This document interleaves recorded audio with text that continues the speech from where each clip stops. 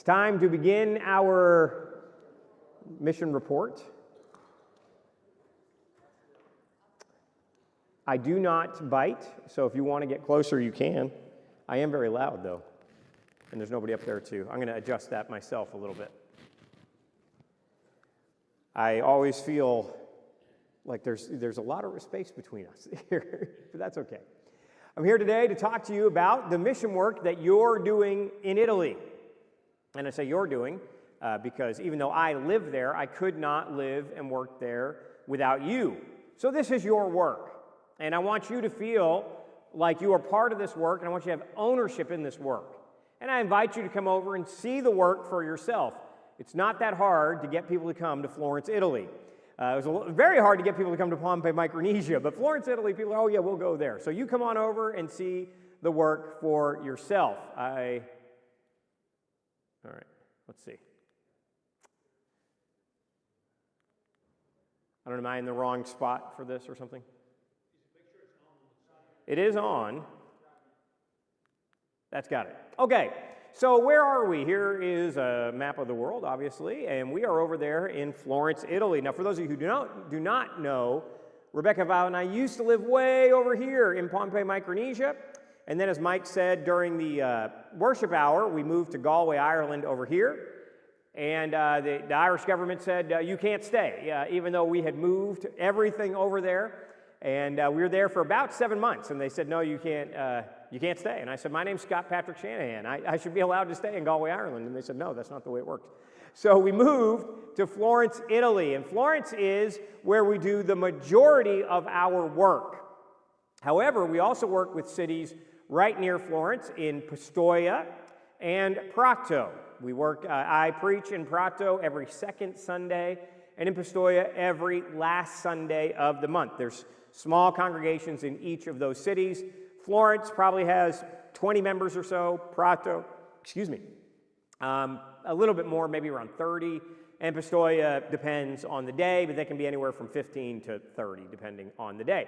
We also work up in Milan. Now, I don't get to Milan as often as I would like. I would like to be there with them at least once a quarter. It's just difficult. We have a lot going on, so it's hard to get up there every quarter, but they have a nice congregation there, and I do every week teach Bible class for them online.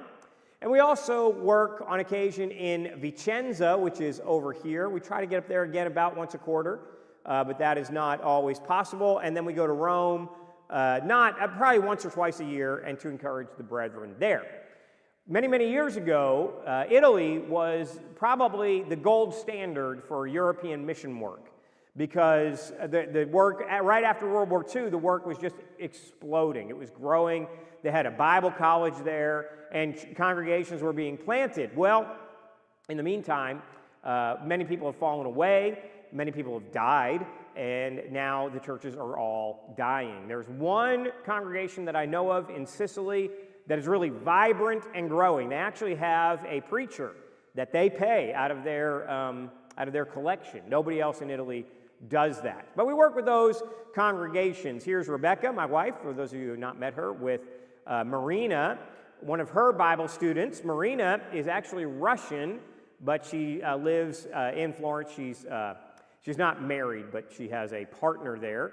A lot of people in Italy don't get married anymore. A lot of them just live together, and unfortunately, she's one of those. But what we do, I preach in Florence, Prato, Pistoia, Milan, Rome, and Vicenza. I do a weekly Zoom Bible class for the Milan congregation, and we do personal Bible studies, and here Rebecca is in a personal Bible study. And we work with the youth in Florence. I'll have more to say about that in just a little while. The way we do our personal Bible studies, the main way we do that is English through the Bible. Okay, so what we do is we offer free English classes, but the only way to get the free English classes is to agree to read the Bible for our grammar. And a lot of people don't like that. They say, well, I don't want to do that, but I do want to learn English. Will you just teach me English? I say, no, you've got to do it through the Bible. Because if they have no interest in the Bible, then we're not going to be able to work with them. And so, but a lot of people want to know English and they want to know the Bible. So we do English through the Bible. We also do traditional personal Bible studies. That's just one-on-one studies with people, and where it's not English, it's just studying the Bible. And we do those in person and online. In fact, we have students in all of those cities. So we have Florence, obviously. We have our in-person studies there. We have students in Napoli, in Brindisi, up in Vicenza, again up there near Venice, in Milan, and a couple other places that are not there. But we have students all over Italy that we teach mostly online. Here are some of them. I won't show you pictures of everybody, but this is Andrea. He lives up there in Vicenza, and we study once a week. This is Daniela. She is also in Vicenza. We study every Friday morning. We study for about an hour and a half, English through the Bible. She is interested not only in English, but she really was excited about being able to learn English through the Bible. So that's the kind of student that we want. This is Rebecca's student, Alice. I don't know if the last time I was here she was working with Alice at that time. I don't think she was. Alice is obviously not Italian. She's Chinese. Her daughter was Violet's classmate. She's since transferred to a different school. But that's how we met Alice. And Rebecca started studying with her, and they were doing the grammar. They were reading from the Bible. And Alice grew up in communist China. Her grandmother, I think, is a Buddhist, but she is not. They were reading the Bible, and she came to a word, and she said, I don't know how to pronounce this word. I've never seen this word before. The word was Jesus. Isn't that incredible? She had never heard the name Jesus in her entire life because she grew up in communist China. Isn't that just insane to think about? That somebody in 2023 had not heard the name Jesus. Well, she has now, and she's heard a lot about him. This is Stefano. Yeah, he's also up there in Vicenza in that corner. Those are my 3 students in that city. This is Mario. He is a student I teach in Brindisi. We also work online. And Mario was very excited to start learning the Bible and learning English through the Bible. And one of the first things he asked me, he said, could you send me my own copy of an English Bible, a New King James Version? And I did. I sent him actually an Italian Bible and an English Bible, and he was so excited to get that Bible. He had never had a Bible in his entire life, and he was very excited to get it, and we still study. This is Carlo. Carlo sent us an email one day to the church, and he said, now, we know that this is not correct, what he said, okay? But what he said was, I became a Christian. I gave my life to Christ a few months ago, but I've never been to church. And I realized that I can't do it on my own, and I want to be part of a church community. Can I come to your church? And of course, we said, yes, you can come. We would be glad to have you. So he and I started studying.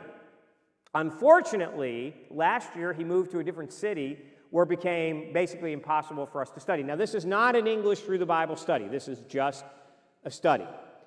But I contacted him just a few weeks ago, and he is back in Florence, and we are going to start studying in person again once I get back to Florence. And so I'm very excited about that because he's very eager to know God and to know what he needs to do. This is Fabrizio. Fabrizio just showed up at the building one day, and he said, I'm just trying to figure out what this church is about here. And so we started studying, again, not an English through the Bible study, just a regular Bible study. Well, it turns out Fabrizio was raised Catholic, and he became disenchanted with the Catholic Church. Why? Because he read his Bible. And so and this guy knows his Bible. I've never met an Italian that knows the Bible like this guy. And sadly, including many members of the church. And he said, I've been to the evangelical church. That's just a kind of a broad term for some Protestant churches in Italy. He said, I've been to the Seventh-day Adventists. I've been to the Jehovah's Witnesses. He said, I even went to a mosque to see what they teach. This is a guy like Cornelius who just wanted to know God. And I'll have more to say about him in just a little while. This is a class I teach on Tuesday nights in Pistoia. This is actually kind of an interesting class because it's mixed.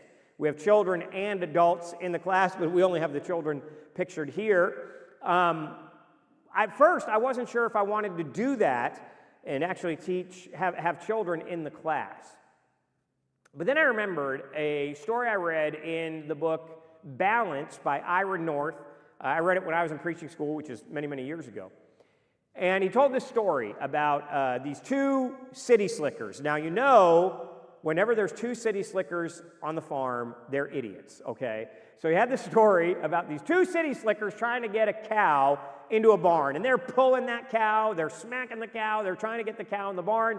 They can't get the cow in the barn. And this country boy says, I bet you $50 that I can get that cow in the barn. And they say, no, you can't do it. And he says, yes, I can. And they said, okay, you're on. We'll take the bet. Now, by the way, this is not an endorsement of gambling, okay? Don't gamble. But the country boy goes over and grabs a calf and picks it up and brings it into the barn, and then the cow just followed right into the barn, right? Well, that's kind of our theory. These 2 kids Their dad is a member of the church, their mother is not.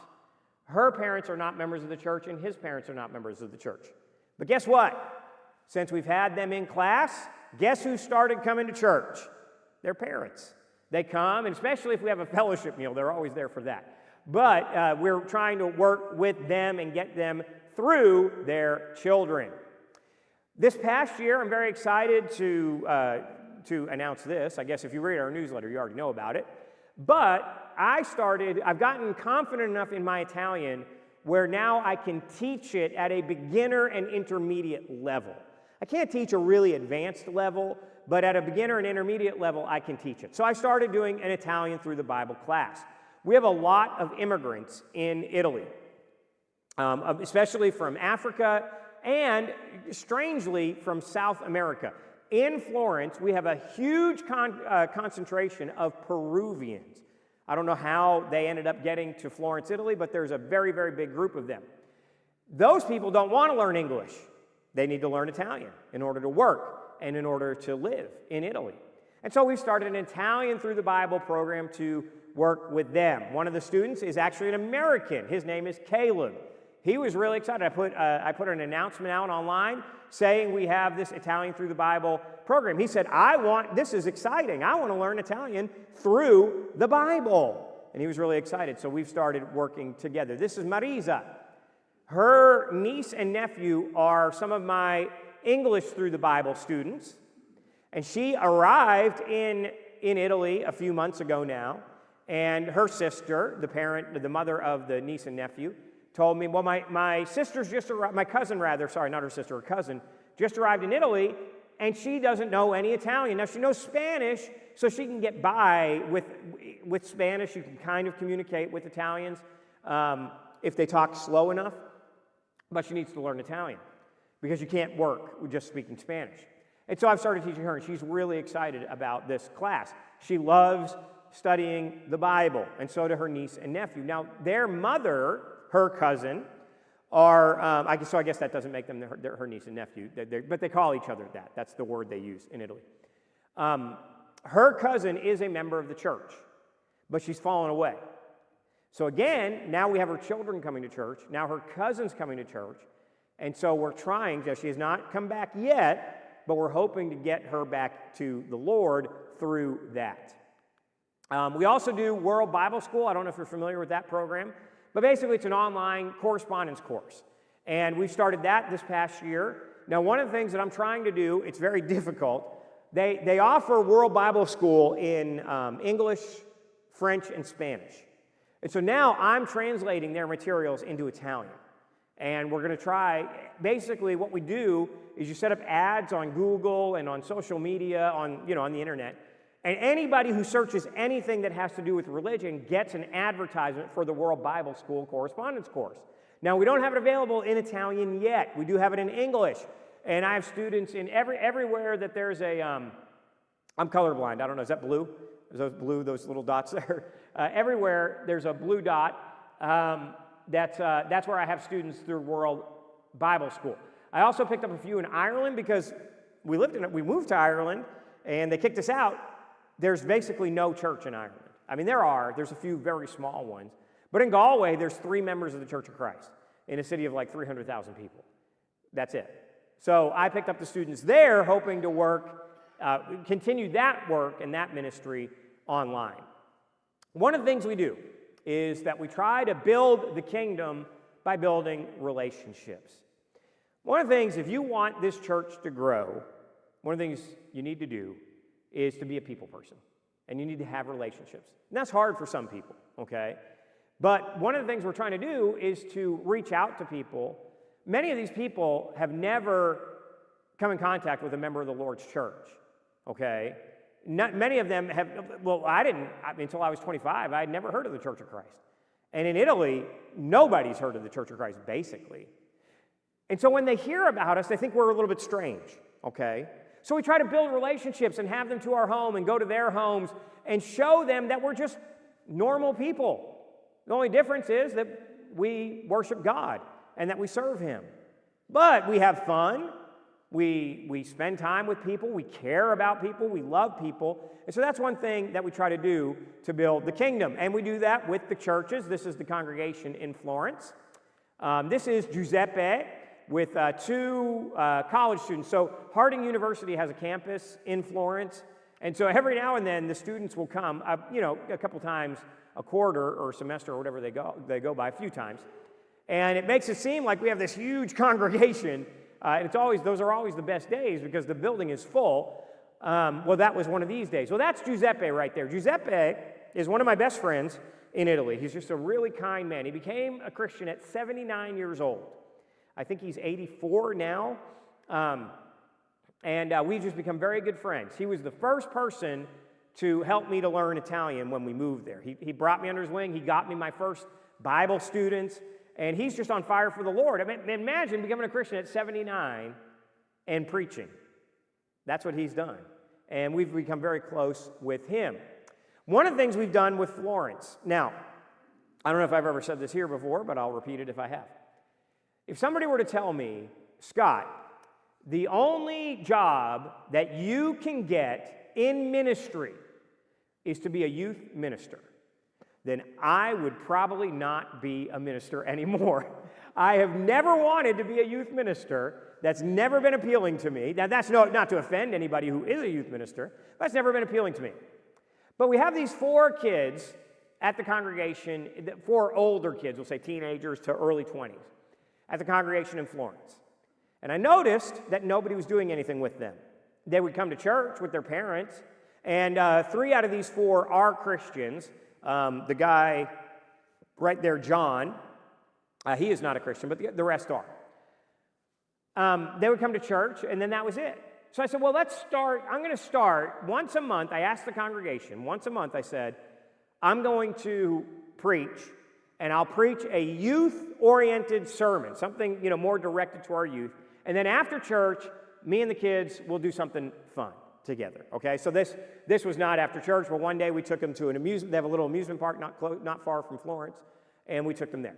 Now, one of the things about building relationships, when we first moved to Florence, strangely, and I never understood this because they invited us to come and work with them, but they kept us at arm's distance, okay? People in Tuscany, sometimes people will say, well, I went to Italy. Oh, where'd you go? I went to Florence and Tuscany. Well, that's like saying I went to Nashville and Tennessee, okay? Florence is in Tuscany. And Tuscans are known for being cold, for being closed, for not being very affectionate or warm to people, okay?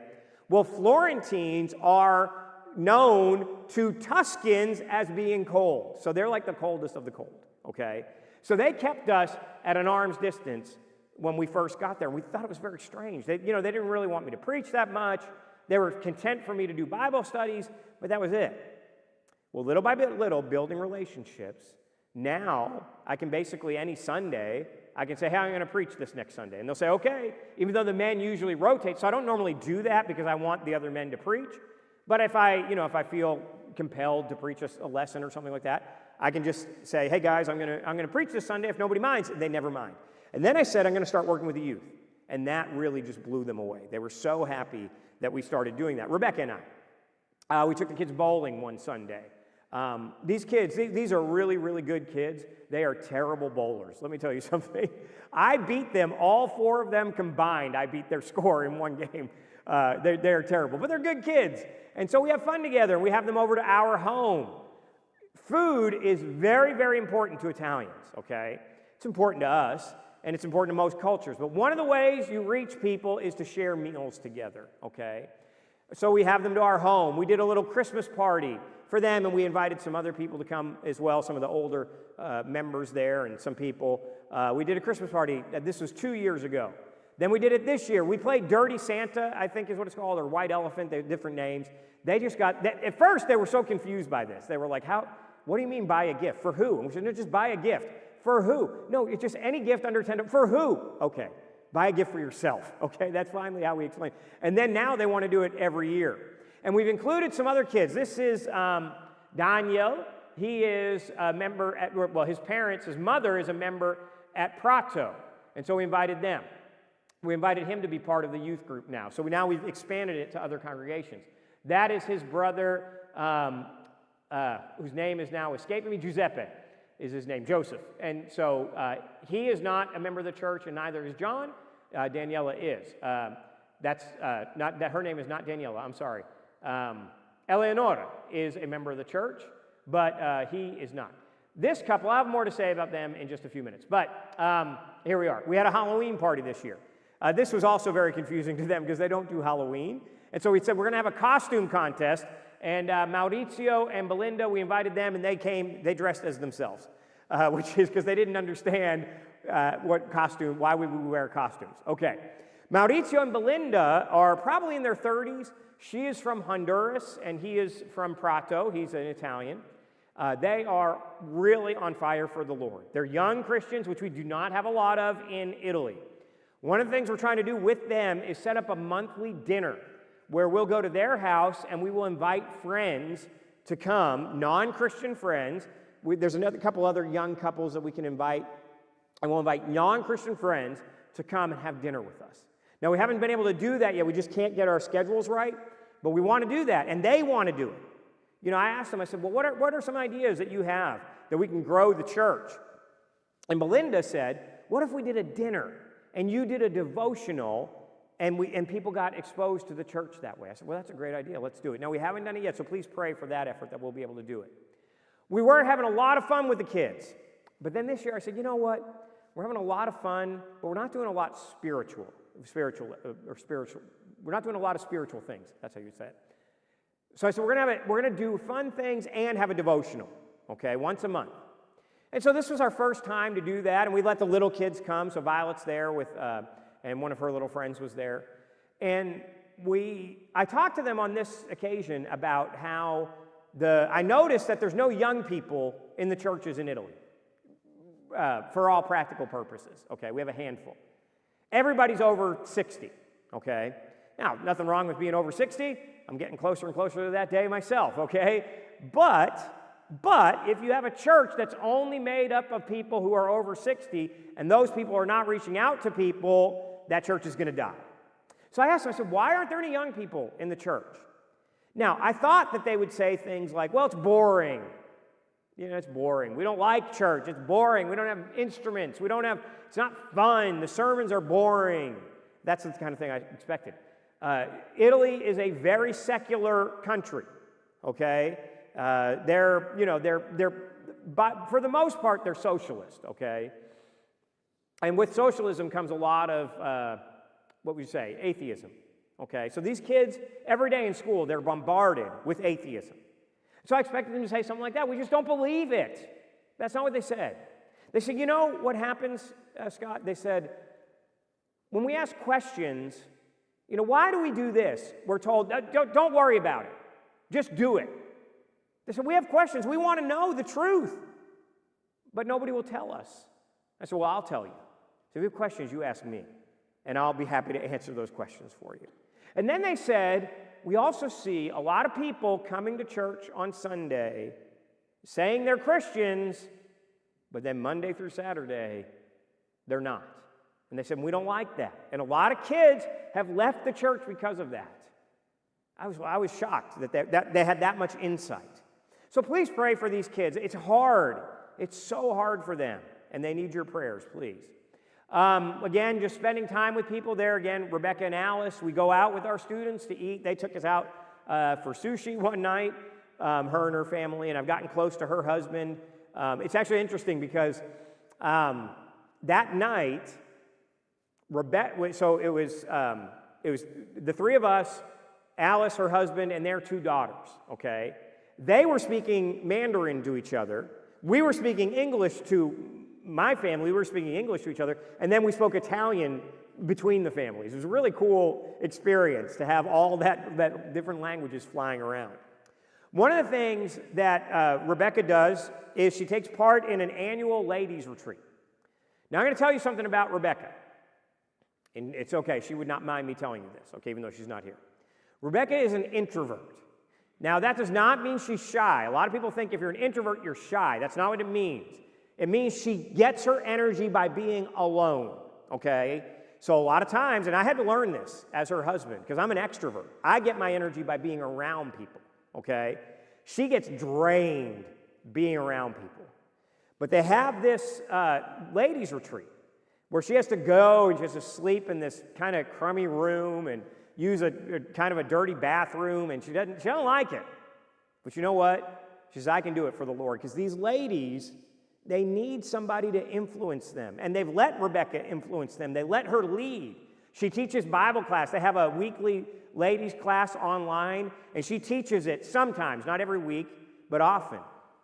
One of these ladies, because those ladies, not the ladies, but the people there, they feel like in order to grow the church, we need to be more like the world. You know, there's a lot of people that feel that way.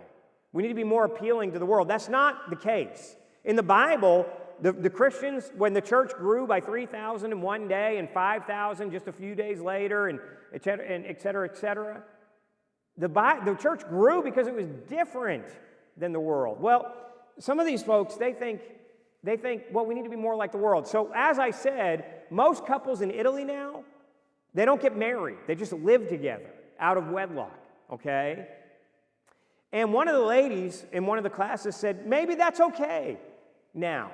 You know, maybe the culture's changed, and maybe it's okay for our kids to live together without being married. Now, the reason she said that is because her kids live with their partners, and it makes her feel bad because she's concerned for their souls. Well, the very next week, they asked Rebecca to teach class, and it was on Matthew 5 and Matthew 19, where Jesus talks about marriage, divorce, and remarriage. And so she taught about the importance of marriage and how marriage is the first institution established by God. And we need to respect that, and we need to respect the laws of the land when it comes to marriage. And boy, don't you know that those ladies just thanked her for that lesson. And Rebecca, I want to tell you something about my wife. Now, she doesn't get a salary, okay?